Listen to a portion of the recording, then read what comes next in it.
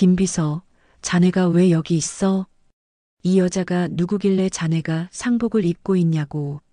장례식장이 떠나가라 소리를 지르는 박 회장의 눈앞에 평소 그림자처럼 자신을 보필하던 김비서가 천천히 고개를 들었습니다. 회장님이 직접 오명을 씌워 쫓아낸 여자. 제 어머니입니다. 그리고 그 품에 안겨 죽을 뻔했던 핏덩이가 바로 접니다. 5년 동안 충직했던 수석비서의 입에서 터져나온 잔인한 진실. 박 회장은 그 자리에서 심장을 부여잡고 고꾸라졌습니다. 성공이라는 야망을 위해 처자식을 지옥으로 밀어넣었던 비정한 남자.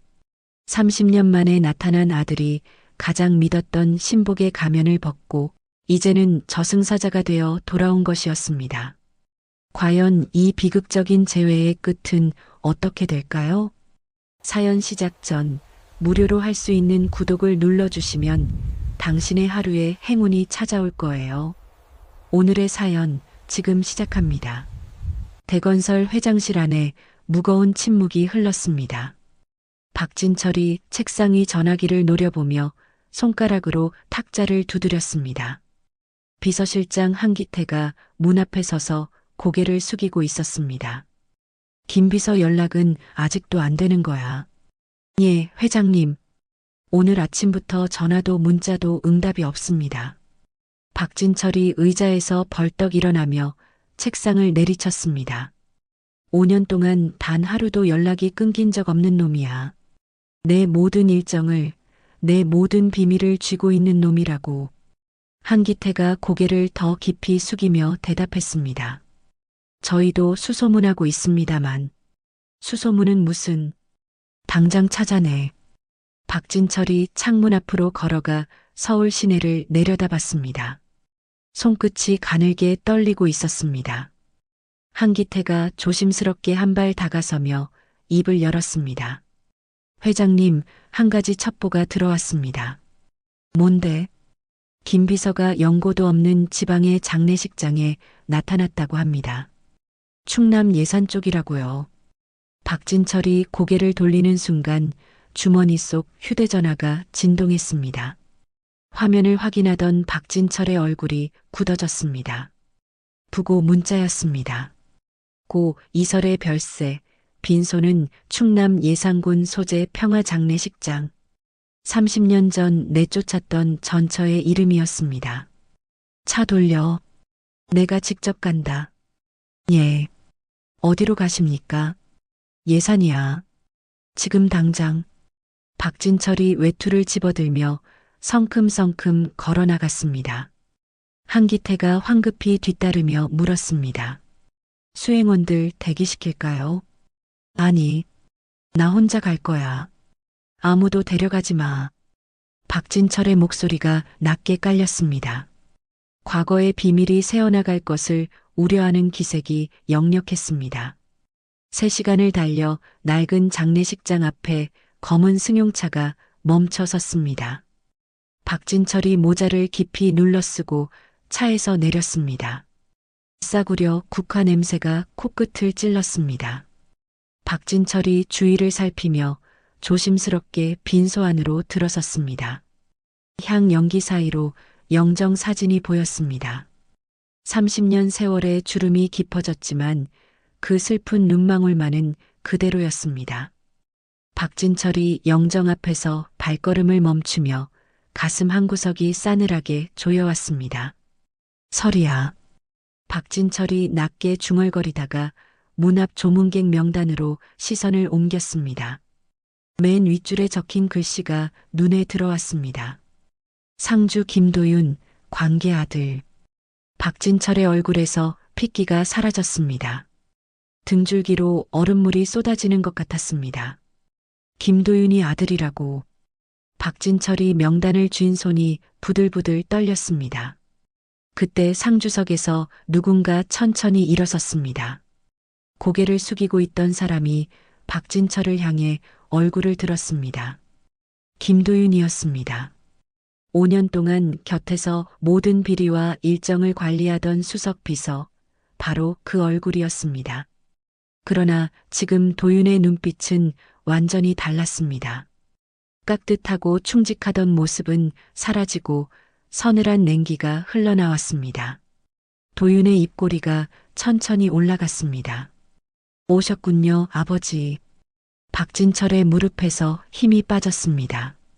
머릿속으로 30년 전 눈보라 치던 밤이 밀려들었습니다. 갓 돌이 지난 아들을 품에 안고 억울함을 호소하던 젊은 여인의 얼굴이 겹쳐 보였습니다.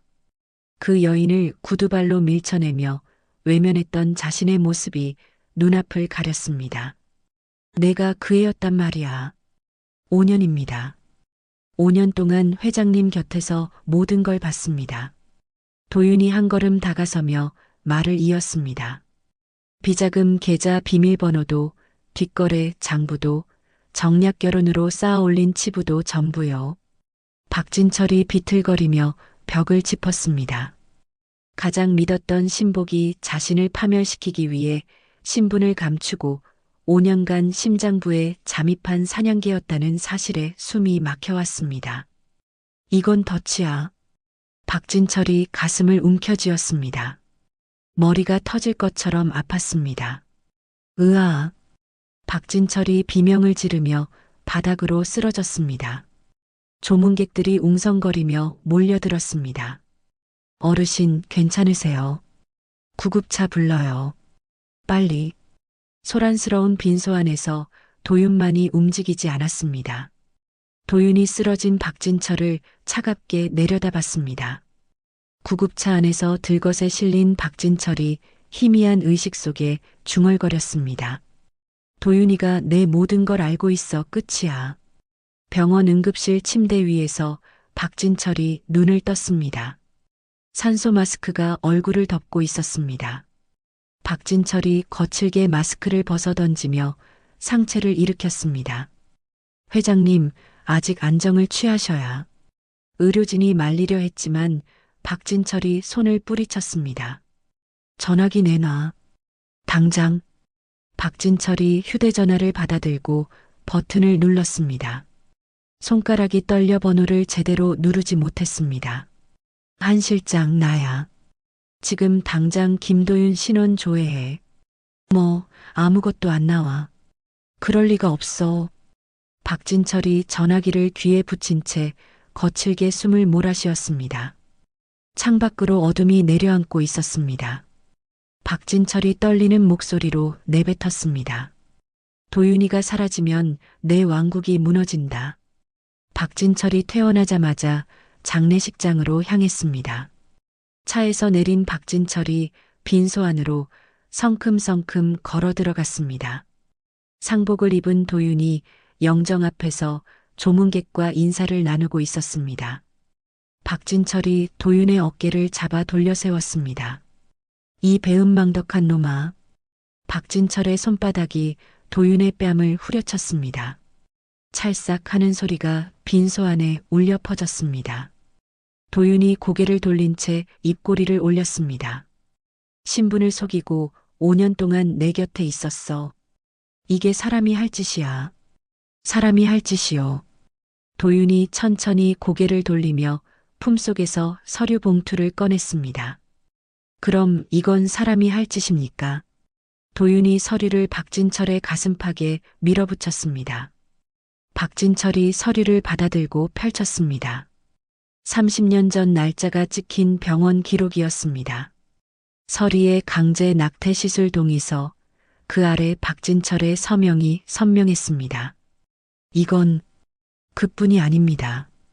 도윤이 다른 서류를 내밀었습니다. 외도 증거로 제출됐던 사진들 뒤에 조작 경위를 적은 메모가 붙어 있었습니다. 당신이 어머니에게 씌운 누명입니다. 가짜 목격자까지 세워서 만든 거짓말이요. 박진철의 손이 떨렸습니다. 도윤이 박진철의 귀에 얼굴을 가까이 대고 낮게 속삭였습니다. 당신이 어머니 목에 걸었던 주홍글씨, 이제 당신 목에 걸어드리겠습니다. 뭘 어쩌겠다는 거야?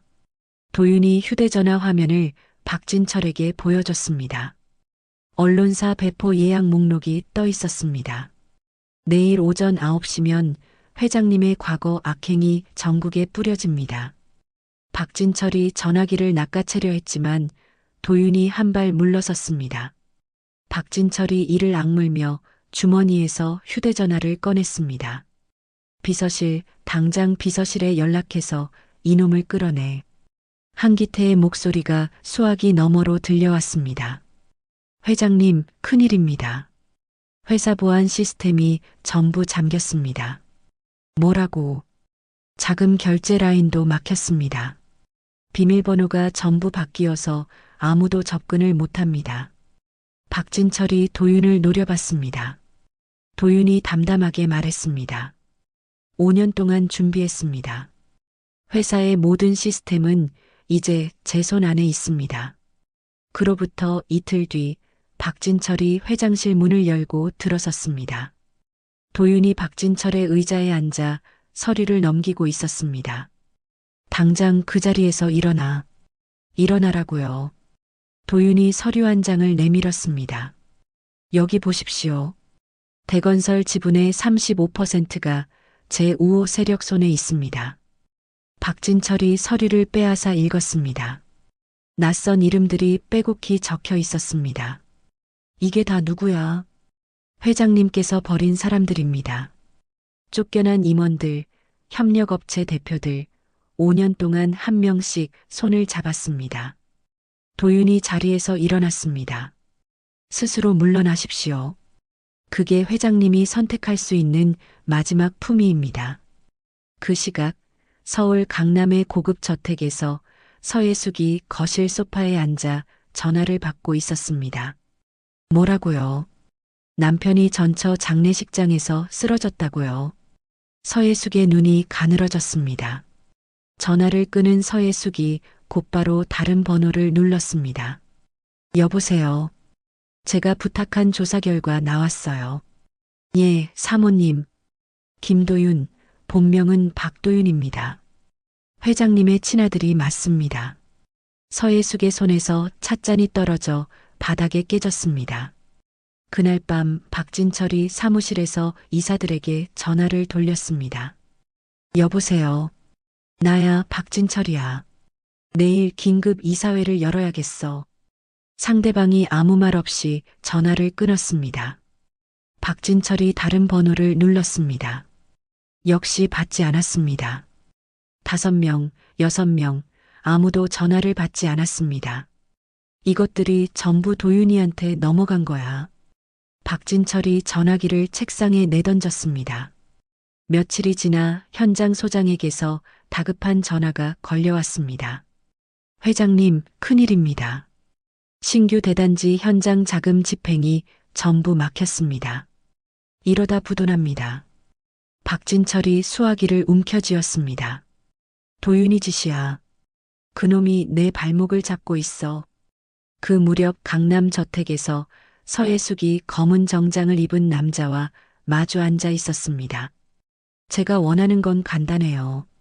음주운전 사고로 처리하세요. 깔끔하게. 알겠습니다, 사모님.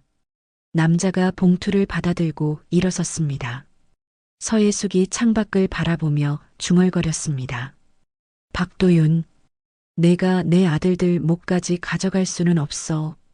그날 밤늦게 박진철이 텅 빈 사무실에서 도윤의 책상 서랍을 뒤지다가 손을 멈췄습니다. 낡은 편지 봉투 묶음이 나왔습니다. 서리가 도윤에게 보낸 편지들이었습니다. 도윤아, 오늘 시장에서 팔을 팔았는데 3,000원밖에 못 벌었다. 도윤아, 내가 아파서 병원에 가야 하는데 돈이 없구나. 도윤아, 엄마가 미안하다. 아빠 없이 키워서. 박진철의 손이 떨렸습니다. 30년간의 가난과 절망이 구겨진 편지지 위에 빼곡히 적혀 있었습니다. 박진철이 편지를 쥔 채 고개를 떨궜습니다. 며칠 뒤 저녁 박진철의 저택 현관문이 열렸습니다. 도윤이 품에 유골함을 안고 들어섰습니다. 박진철이 거실에서 벌떡 일어났습니다. 내가 여길 어떻게 해? 도윤이 아무 말 없이 거실 한복판으로 걸어갔습니다. 유골함을 탁자 위에 조심스럽게 내려놓았습니다. 박진철이 유골함을 바라보며 굳어졌습니다. 이 집의 원래 주인은 당신이 아닙니다. 도윤이 박진철을 똑바로 쳐다봤습니다. 30년 전 이 집에서 쫓겨난 우리 어머니입니다. 박진철이 뒷걸음질 쳤습니다. 등이 벽에 부딪혔습니다. 도윤이 유골함 위에 손을 얹으며 말했습니다.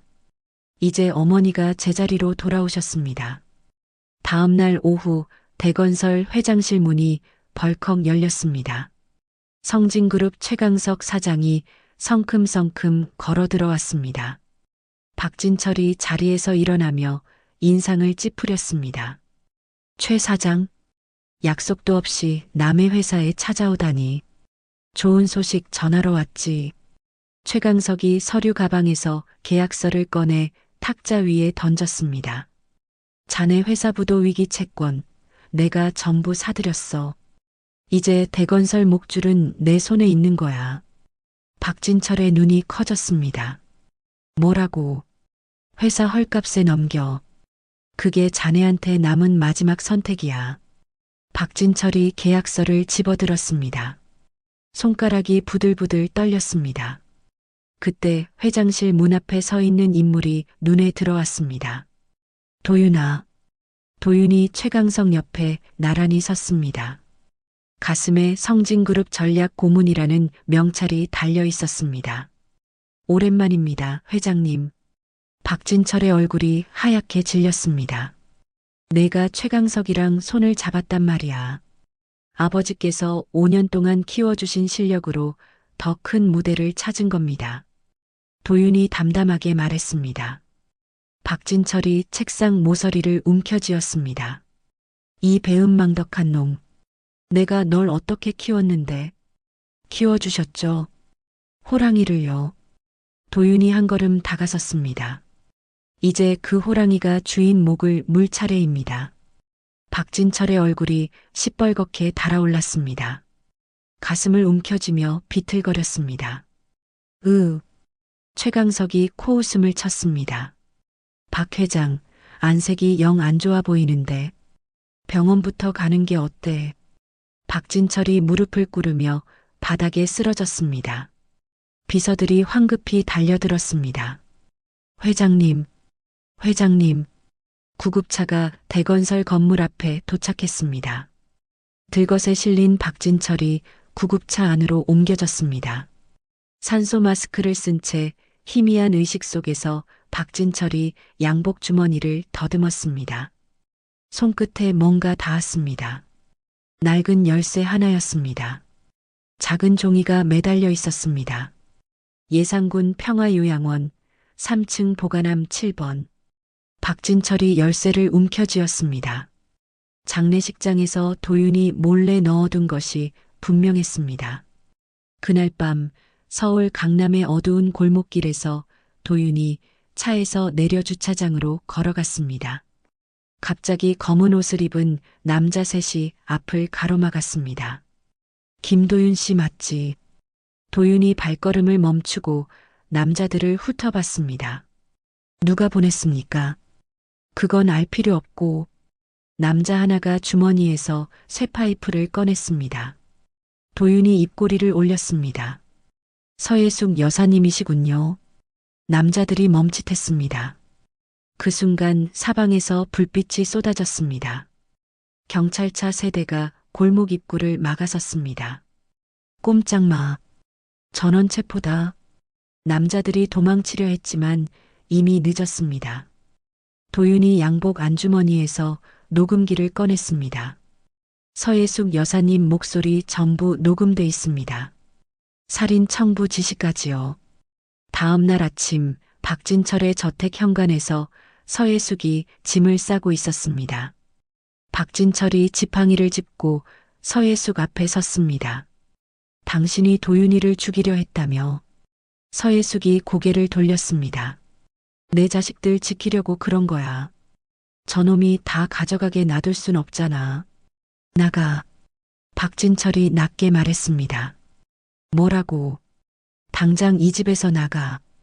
다시는 돌아오지 마. 서예숙이 이를 악물었습니다. 짐가방을 끌고 현관문을 열며 돌아봤습니다. 두고 봐.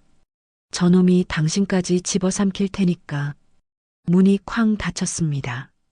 그날 밤 박진철이 수행원들 몰래 병원을 빠져나왔습니다. 택시를 잡아타고 예산으로 향했습니다. 새벽녘에 낡은 요양원 건물 앞에 도착했습니다. 박진철이 지팡이를 짚고 천천히 계단을 올라갔습니다. 3층 복도 끝에 녹슨 보관함이 줄지어 서 있었습니다. 7번 보관함 앞에서 박진철이 열쇠를 꽂았습니다. 철컥 소리와 함께 문이 열렸습니다. 먼지 쌓인 상자 하나가 들어 있었습니다. 박진철이 떨리는 손으로 상자를 열었습니다. 맨 위에 손편지 한 장이 놓여 있었습니다. 양심선 업문이라고 적혀 있었습니다. 저는 30년 전 박진철 씨의 지시로 이설혜 씨의 외도를 거짓 증언했습니다. 모든 것이 조작이었습니다. 박진철의 손이 떨렸습니다. 그 밑에 자신이 30년 전 보냈던 협박 편지들이 고스란히 보관돼 있었습니다. 설이가 이걸 가지고 있었어. 설이는 이 증거들로 박진철을 파멸시킬 수 있었습니다. 그러나 30년 동안 아들에게도 보여주지 않고 가슴에 묻어둔 것이었습니다. 오직 박진철의 참회만을 기다리면서 상자 바닥에 통장 수십 건이 쌓여 있었습니다. 박진철이 통장을 펼쳐봤습니다. 자신의 이름으로 매달 적립된 후원금 기록이 빼곡했습니다. 고아원 아이들에게 보낸 돈이었습니다. 통장 사이에 메모 한 장이 끼어 있었습니다. 진철 씨가 이 돈으로 남은 죄를 씻기를. 박진철이 메모를 쥔 채 무릎을 꿇었습니다. 어깨가 들썩이며 울음이 터져 나왔습니다.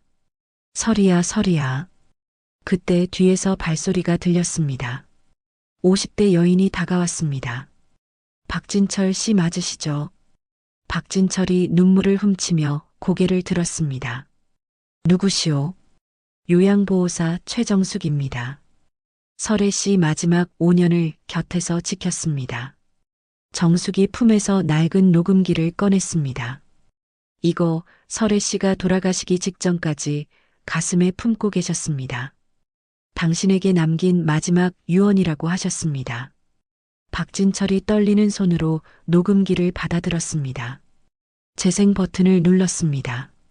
지직거리는 소리 사이로 메마른 기침 소리가 흘러나왔습니다. 진철 씨나 설이야. 떨리는 목소리였습니다. 나 당신을 용서해 미워하다 죽고 싶지 않아서 용서하기로 했어. 박진철이 녹음기를 가슴에 끌어안았습니다. 눈물이 멈추지 않았습니다. 내가 평생 쌓아올린 게 뭐야, 전부 썩은 거야, 전부. 박진철이 녹음기 재생 버튼을 다시 눌렀습니다. 지직거리는 소음 너머로 설이의 목소리가 이어졌습니다. 도윤아, 엄마 말 잘 들어. 박진철의 손이 멈췄습니다. 설이가 아들에게 남긴 말이었습니다. 내 아버지는 비겁한 사람이야. 그래서 그런 선택을 한 거야. 기침 소리가 섞여 나왔습니다. 하지만 도윤아, 너라도 그 사람 곁을 지켜줘. 끝까지 그 사람이 인간으로 죽을 수 있게 해줘. 박진철이 녹음기를 쥔 채 고개를 떨궜습니다. 어깨가 심하게 떨렸습니다. 30년 전 자신이 만들어낸 거짓 증거들이 머릿속을 스쳤습니다.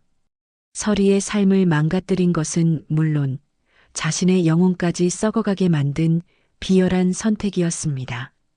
박진철이 바닥에 무릎을 꿇고 흐느꼈습니다.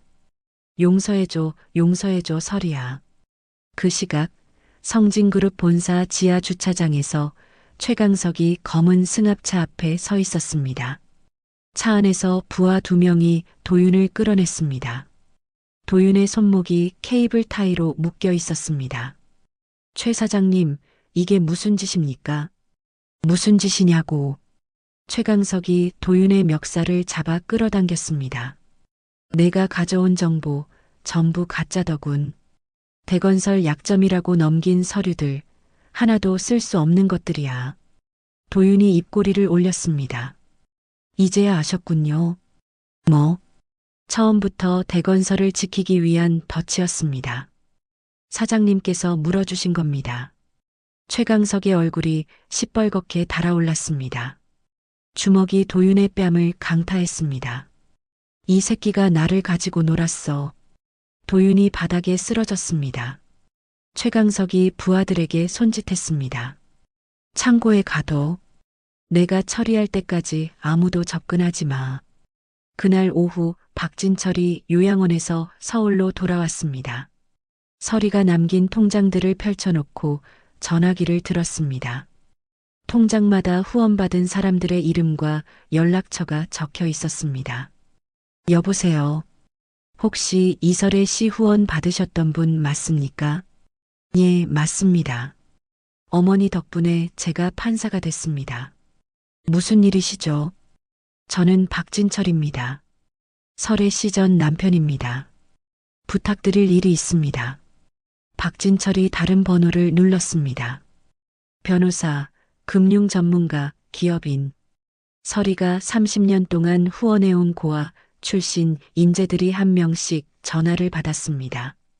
다음 날 아침 박진철의 임시 사무실에 젊은 남녀 15명이 모여 앉아 있었습니다.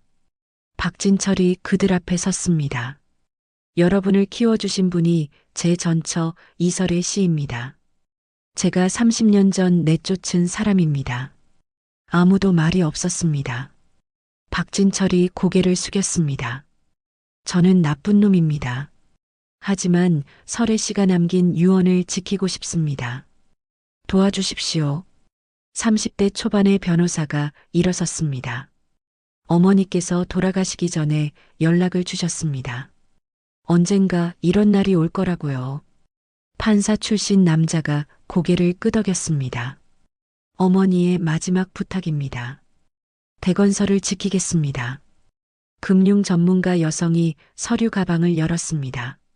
최강석 사장의 불법 자금 흐름 이미 추적해뒀습니다. 박진철이 눈시울을 붉혔습니다. 그날 저녁 요양보호사 정숙에게서 전화가 왔습니다. 박 회장님, 도윤 씨가 납치됐다는 소문이 있습니다. 성진그룹 창고에 갇혀 있다고 합니다. 박진철이 자리에서 벌떡 일어났습니다. 어디입니까? 정확한 위치가 어디입니까? 인천 남동공단 3구역이라고 들었습니다. 박진철이 전화를 끊고 양복을 집어들었습니다. 젊은 변호사가 막아섰습니다. 회장님, 몸이 안 좋으신데 직접 가시면 안 됩니다. 내 아들이야. 내가 가야 해. 박진철이 문을 박차고 나갔습니다. 1시간 뒤 인천 남동공단에 경찰차 5대가 낡은 창고 앞에 멈춰 섰습니다. 박진철이 지팡이를 짚고 차에서 내렸습니다. 경찰들이 창고 문을 부수고 들어갔습니다. 움직이지 마. 전원 체포다. 고함 소리가 뒤섞였습니다. 잠시 후 경찰이 도윤을 부축하고 나왔습니다. 도윤의 얼굴에 멍이 들어 있었습니다. 도윤아. 박진철이 도윤에게 다가갔습니다. 도윤이 아버지를 올려다봤습니다. 어떻게 여길? 내 어머니가 알려줬다. 내 어머니가 남긴 사람들이 도와줬어. 도윤의 눈이 흔들렸습니다. 어머니 녹음 들으셨습니까? 다 들었다. 박진철이 도윤의 어깨를 잡았습니다. 나 때문에 내 어머니가 30년을 고생했다. 나 때문에 내가 복수를 꿈꿨고 다 내 잘못이야. 도윤이 아무 말 없이 아버지를 바라봤습니다. 박진철이 말을 이었습니다. 이제 내 모든 걸 내려놓겠다. 검찰에 자수할 거야. 30년 전 내가 저지른 일들 전부. 도윤의 눈에 눈물이 고였습니다. 그날 밤 박진철의 집무실 소파에 부자가 나란히 앉았습니다. 탁자 위에 낡은 가계부가 펼쳐져 있었습니다. 서리가 30년 동안 써온 기록이었습니다. 쌀 5kg만 2,000원, 도윤이 학원비 3만 원, 병원비 5만 원, 박진철이 가계부를 넘기며 읽었습니다. 한 장 한 장마다 가난과 고통의 흔적이 빼곡했습니다. 그러나 마지막 페이지에 이렇게 적혀 있었습니다. 언젠가 우리 가족이 다시 하나가 되기를. 박진철이 가계부를 덮으며 도윤의 손을 잡았습니다. 내 어머니는 복수를 원한 게 아니었어. 가족이 돌아오길 바랐던 거야. 도윤이 고개를 끄덕이며 아버지의 손을 맞잡았습니다. 알겠습니다. 아버지. 며칠 뒤 서리가 후원했던 인재들의 도움으로 최강석의 적대적 인수합병이 무력화됐습니다. 박진철이 회사를 전문 경영인 체제로 전환하겠다고 발표했습니다. 도윤에게 깨끗한 미래를 물려주기 위한 준비였습니다. 이틀 뒤 오후 대건설 임시 주주총회장에 수백 명의 주주들과 기자들이 모여들었습니다. 카메라 플래시가 쉴 새 없이 터졌습니다. 박진철이 연단 위로 올라섰습니다. 마이크 앞에 선 박진철이 객석을 천천히 둘러봤습니다. 오늘 저는 여러분께 고백할 것이 있습니다. 웅성거리던 객석이 조용해졌습니다. 박진철이 깊은 숨을 들이쉬었습니다. 30년 전 저는 제 야망을 위해 아내를 버렸습니다. 외도녀라는 누명을 씌워서요. 객석이 술렁였습니다. 기자들이 펜을 바쁘게 움직였습니다. 가짜 목격자를 세우고 증거를 조작하고 협박 편지까지 보냈습니다. 갓 돌이 지난 아들과 함께 아내를 내쫓았습니다. 박진철의 목소리가 떨렸습니다. 그뿐이 아닙니다. 회사를 키우는 동안 수많은 비리를 저질렀습니다. 뒷돈을 주고 경쟁사를 짓밟고 법을 어겼습니다. 객석에서 탄식 소리가 흘러나왔습니다. 박진철이 허리를 깊이 숙였습니다. 죄송합니다. 진심으로 죄송합니다. 객석 한쪽에 앉아있던 최강석이 벌떡 일어섰습니다. 박 회장, 지금 뭐 하는 거야? 주주총회에서 이런 짓을 하면 어쩌자는 거야? 박진철이 고개를 들었습니다. 최 사장, 자네도 할 말이 있지 않나? 뭐? 그때 객석 뒤에서 도윤이 일어섰습니다. 손에 서류 뭉치를 들고 있었습니다. 최강석 사장님의 자금 세탁 증거입니다. 도윤이 연단으로 걸어 나오며 서류를 높이 들었습니다. 성진그룹이 지난 10년간 해외 유령 회사를 통해 세탁한 돈이 3천억 원입니다. 증거 전부 여기 있습니다. 객석이 순식간에 뒤집어졌습니다. 기자들이 최강석에게 달려들었습니다. 최 사장님 사실입니까? 해명 좀 해주십시오. 최강석의 얼굴이 하얗게 질렸습니다. 이건 조작이야. 전부 거짓말이라고. 그때 총회장 뒷문이 열렸습니다. 검은 정장을 입은 남녀 여러 명이 들어섰습니다. 서리가 후원했던 검사와 변호사들이었습니다. 선두에 선 30대 검사가 최강석에게 다가갔습니다. 최강석 사장님, 자금 세탁 혐의로 체포합니다. 뭐라고? 이게 무슨 짓이야? 경찰들이 최강석의 양팔을 잡았습니다. 수갑이 채워졌습니다. 동시에 총회장 곳곳에서 서해숙의 측근들도 연행되기 시작했습니다. 대건설은 기적적으로 파산 위기에서 벗어났습니다. 모든 사태가 진정된 뒤 박진철과 도윤이 총회장을 빠져나왔습니다. 박진철이 도윤의 어깨를 두드렸습니다. 내 어머니가 가고 싶어 하던 곳이 있다며. 예. 30년 전 아버지랑 자주 가셨던 국밥집이요. 거기 가자. 허름한 국밥집 안에 부자가 마주 앉았습니다. 낡은 나무 탁자 위에 뚝배기 2개가 김을 뿜었습니다. 박진철이 국밥을 한 숟갈 떠먹었습니다. 여기가 그 집이구나. 어머니가 돌아가시기 전에 말씀하셨습니다. 30년 전 아버지랑 단칸방에서 이 국밥 나눠 먹던 게 가장 행복했다고요. 박진철이 숟가락을 내려놓았습니다. 눈시울이 붉어졌습니다. 그때 나는 가진 게 아무것도 없었어. 그런데 설이는 행복했다고 했어. 박진철이 소주잔을 들었습니다. 잠시 망설이다가 입을 열었습니다. 도윤아, 나는 너를 아들이라 부를 염치가 없다. 도윤이 아버지를 바라봤습니다. 남은 생은 내 비서로 살고 싶다. 그게 내가 할 수 있는 속죄야. 도윤이 아무 말 없이 소주병을 들었습니다. 아버지의 빈잔에 술을 채웠습니다.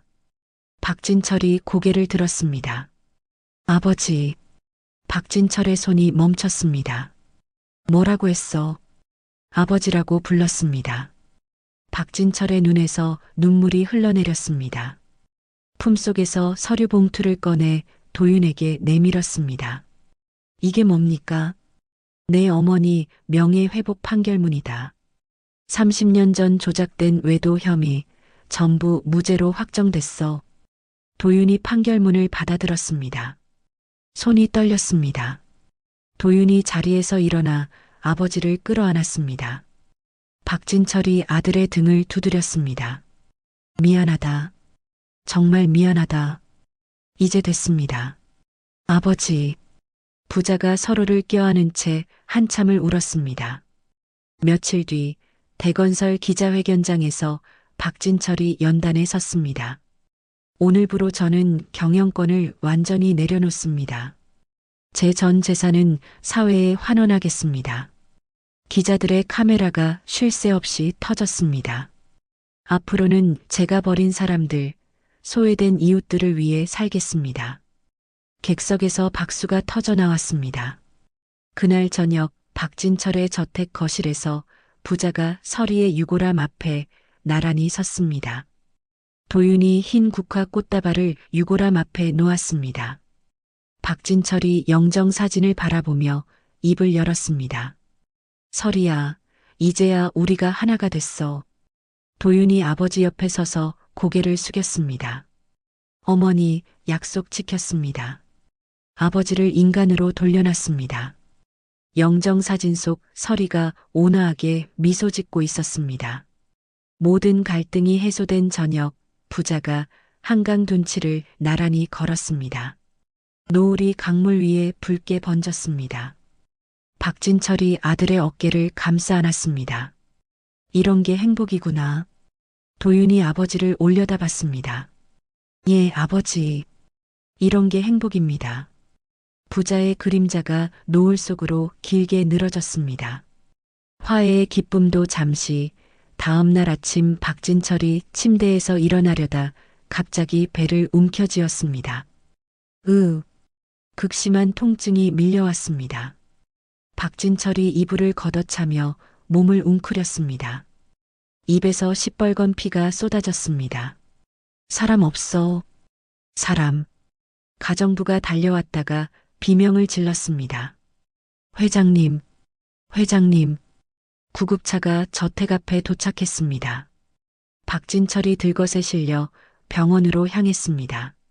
몇 시간 뒤 병원 진료실에서 의사가 검사 결과를 들고 박진철 앞에 앉았습니다. 회장님, 간에 큰 문제가 있습니다. 뭔데 그래요? 암입니다. 상당히 진행된 상태입니다. 박진철의 얼굴에서 핏기가 사라졌습니다. 간암이라고요? 예. 암세포가 혈관을 누르고 있어서 상태가 좋지 않습니다. 박진철이 고개를 떨궜습니다. 30년 전 설이가 알았던 병과 똑같았습니다. 입술 사이로 쓴웃음이 새어나왔습니다. 인과응보로군. 완벽한 인과응보야. 회장님, 치료를 시작해야 합니다. 박진철이 고개를 저었습니다.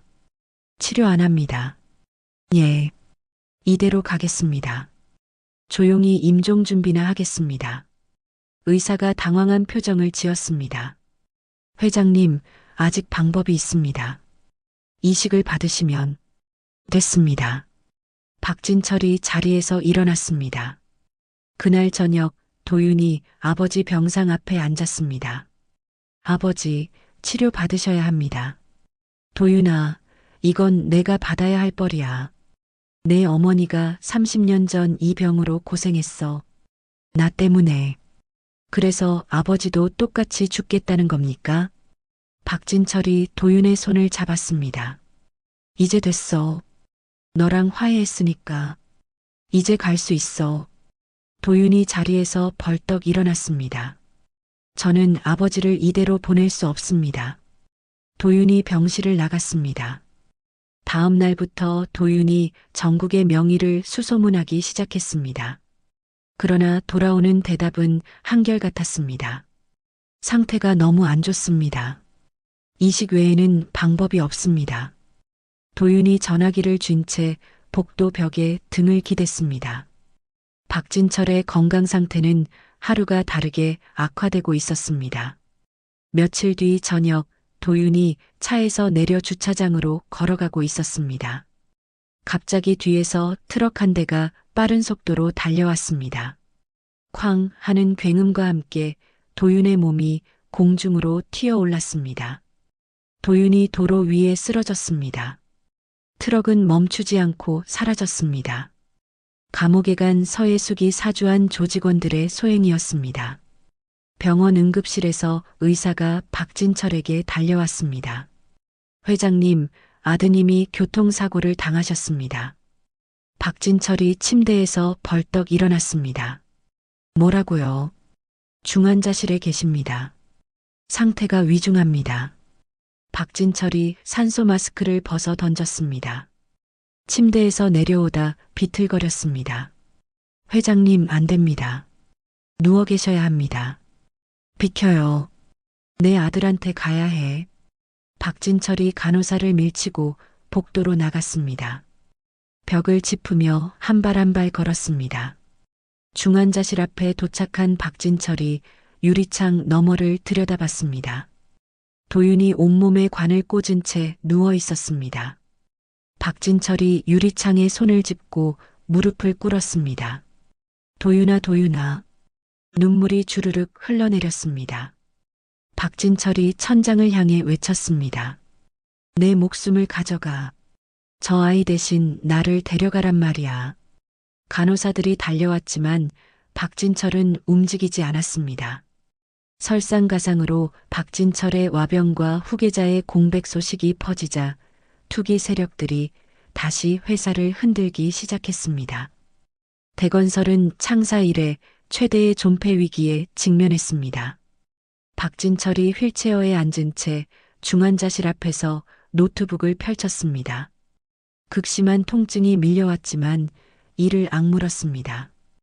회장님, 제발 병실로 돌아가십시오. 안 돼. 도윤이가 깨어났을 때 돌아갈 자리가 있어야 해. 박진철이 떨리는 손으로 전화기를 들었습니다. 한 실장, 지금 주가가 어떻게 되고 있어? 회장님, 몸조리부터 하셔야. 대답해. 밤새 박진철이 휠체어에서 업무를 처리했습니다. 아들이 깨어났을 때 돌아올 자리를 지키기 위한 처절한 사투였습니다. 새벽이 되자 박진철이 중환자실 안으로 들어갔습니다. 도윤의 손을 잡고 침대 옆에 앉았습니다. 도윤아, 내가 서리에게 진 죄를 내가 대신 받으면 안 돼. 도윤은 여전히 눈을 감고 있었습니다. 박진철이 아들의 손을 꼭 쥐었습니다. 일어나. 제발 일어나. 병원 밖에서는 촛불을 든 시민들이 모여들기 시작했습니다. 박진철의 참회와 고백에 감동한 사람들이었습니다. 두 분의 쾌유를 빕니다. 힘내세요. 뉴스 카메라가 촛불 집회를 비췄습니다. 아나운서의 목소리가 흘러나왔습니다. 대건설 박진철 회장과 아들 김도윤 씨의 쾌유를 비는 시민들이 병원 앞에 모여들고 있습니다. 중환자실 안에서 박진철의 의식이 흐려지기 시작했습니다. 손에서 힘이 빠져나갔습니다. 도윤아. 박진철이 아들의 이름을 부르며 눈을 감았습니다. 30년 전 눈보라 치던 밤이 떠올랐습니다. 갓난아기를 품에 안은 서리를 내쫓던 그 밤. 이번엔 절대로 안 놓아. 박진철이 마지막 힘을 다해 도윤의 손을 움켜쥐었습니다. 그리고 의식을 잃었습니다. 두 부자가 손을 맞잡은 채 나란히 누워 있었습니다. 일주일이 지났습니다.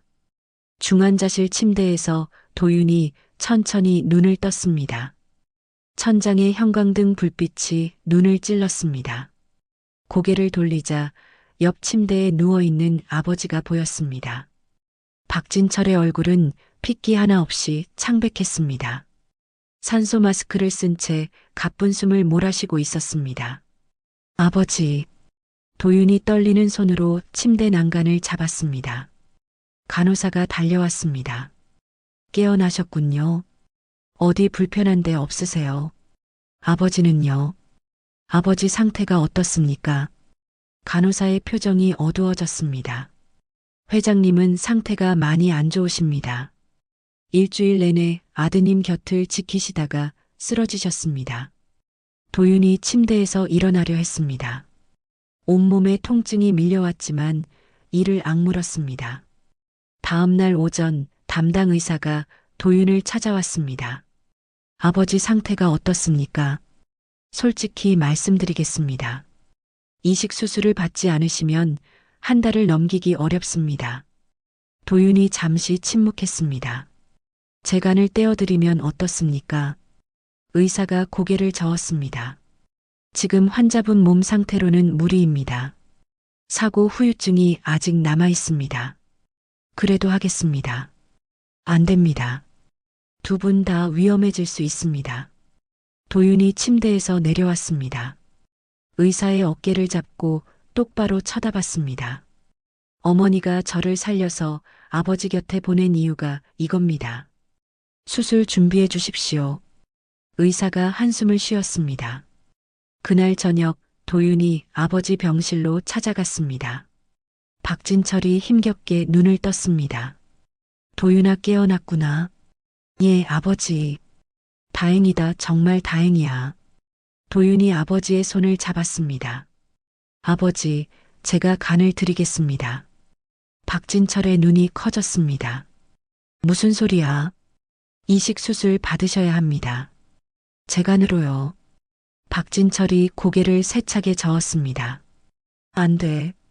절대 안 돼. 아버지, 너까지 위험해지면 안 돼. 나는 이대로 가도 돼. 도윤의 눈에 눈물이 고였습니다. 저는 아버지와 함께 늙어가고 싶습니다. 박진철이 말을 잇지 못했습니다. 30년을 원망하며 살았습니다. 그런데 이제 겨우 아버지를 찾았는데 이렇게 보낼 수 없습니다. 도윤의 목소리가 떨렸습니다. 눈물이 뺨을 타고 흘러내렸습니다. 제발 수술 받아주십시오. 아버지. 박진철의 눈에서도 눈물이 흘렀습니다. 떨리는 손으로 아들의 뺨을 어루만졌습니다. 도윤아. 예. 미안하다. 정말 미안하다. 박진철이 고개를 끄덕였습니다. 수술 당일 아침 병원 복도에서 2개의 이동 침대가 나란히 수술실로 향했습니다. 박진철이 옆으로 손을 뻗었습니다. 도윤이 아버지의 손을 잡았습니다. 아버지, 꼭 살아서 나오셔야 합니다. 너도 약속해라. 꼭 살아서 나와야 한다. 약속합니다. 두 부자가 손을 맞잡은 채 수술실 문 앞에 섰습니다. 박진철이 도윤을 바라봤습니다. 30년 전에는 너를 버렸지만 오늘은 내가 나를 살리는구나. 도윤이 아버지의 손을 꼭 쥐었습니다. 수술실 문이 열렸습니다. 두 침대가 안으로 들어갔습니다. 12시간이 흘렀습니다. 수술실 앞 대기실에서 서리의 후원을 받았던 사람들이 모여 앉아 있었습니다. 빨간 불이 켜진 수술실 문을 모두가 바라보고 있었습니다. 마침내 문이 열리고 의사가 나왔습니다.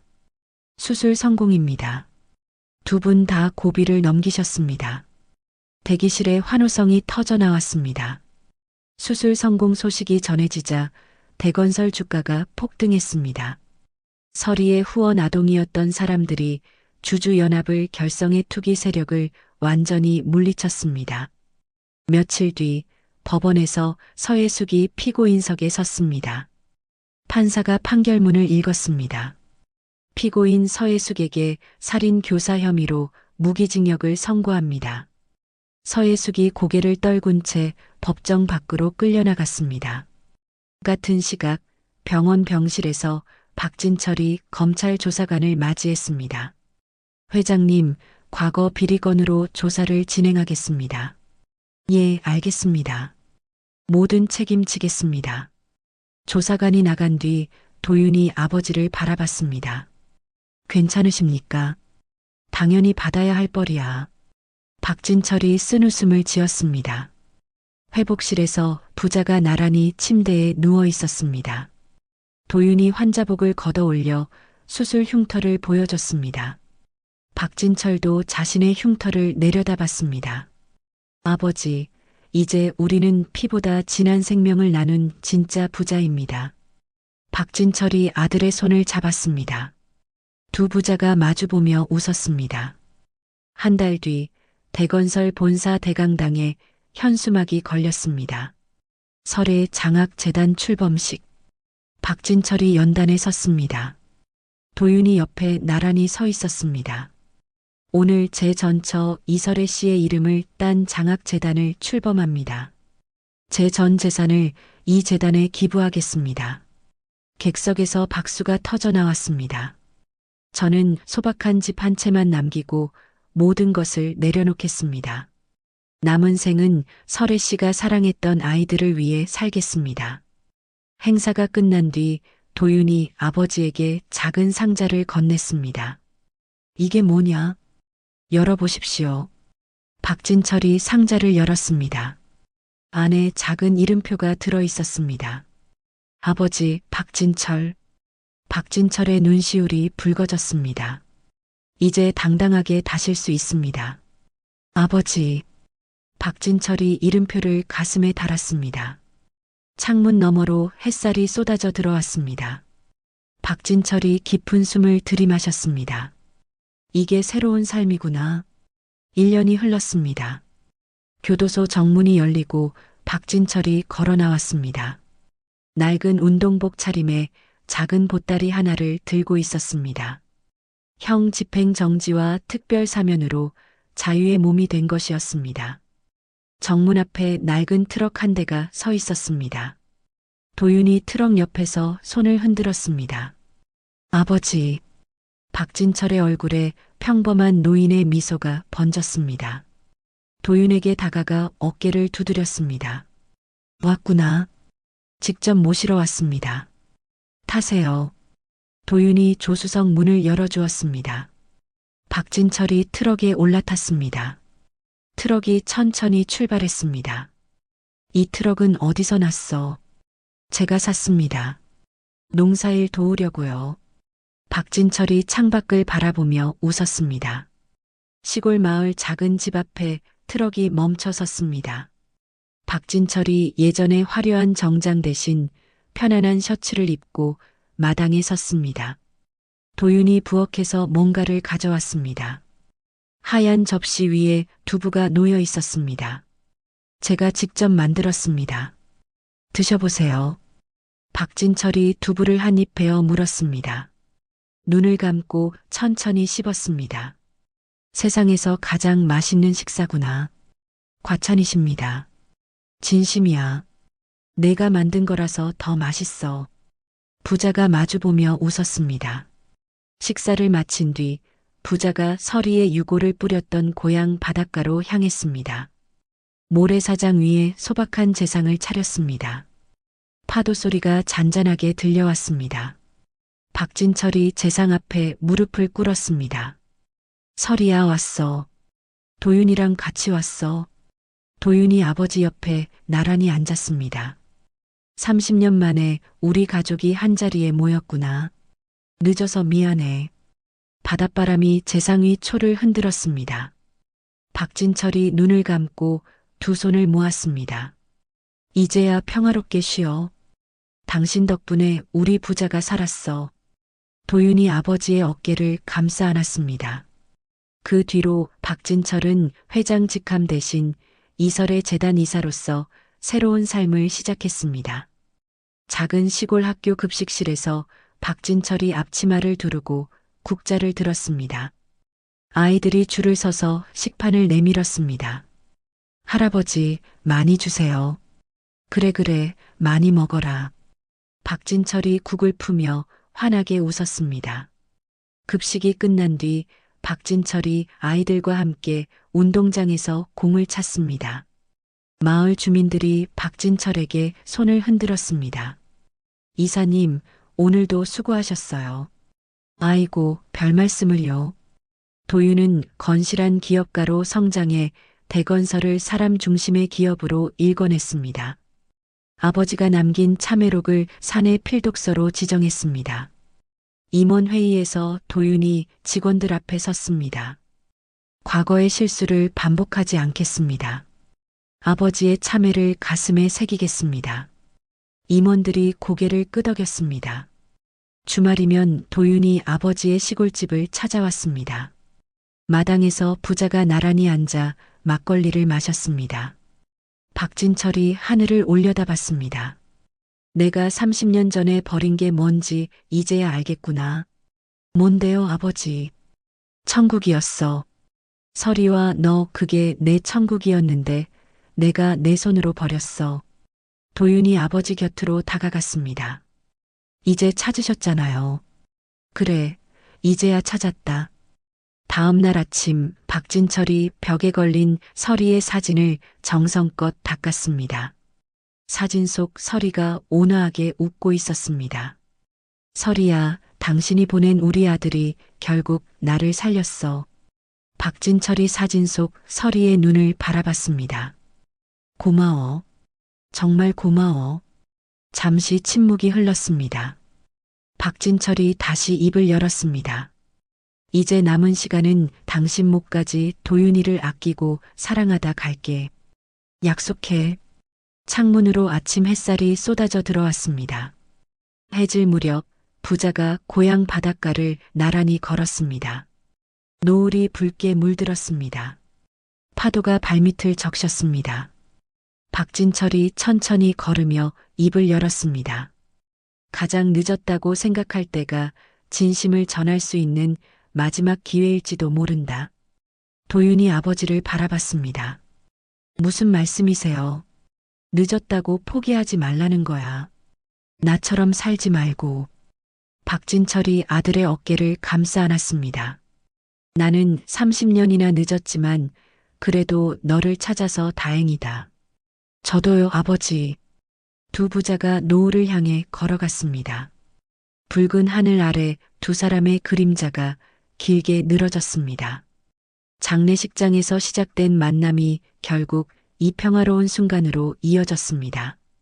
복수가 아닌 용서로, 증오가 아닌 사랑으로 부자의 뒷모습이 노을 속으로 천천히 멀어져 갔습니다. 30년의 세월은 한 남자에게 성공을 안겨주었지만 그보다 더 소중한 것을 앗아갔습니다.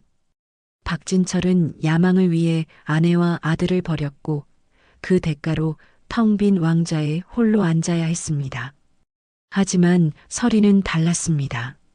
그녀는 30년 동안 가난과 병마 속에서도 원망 대신 용서를 선택했습니다. 남편을 파멸시킬 수 있는 증거를 손에 쥐고도 끝까지 참회를 기다린 끝에 그 용서가 결국 무너진 가족을 다시 일으켜 세웠습니다. 가장 늦었다고 생각할 때가 진심을 전할 수 있는 마지막 기회입니다. 박진철처럼 30년이 걸렸더라도 진심 어린 참회는 결코 늦지 않습니다. 용서와 화해는 언제든 가능하니까요. 오늘 이 이야기가 여러분의 마음속 누군가를 떠올리게 했다면 용기를 내어 먼저 손을 내밀어 보시기 바랍니다. 이야기를 끝까지 들어주신 분들 진심으로 감사드리고 잘 들었다고 댓글 하나만 남겨주세요. 진심을 담아 응원하겠습니다. 감사합니다.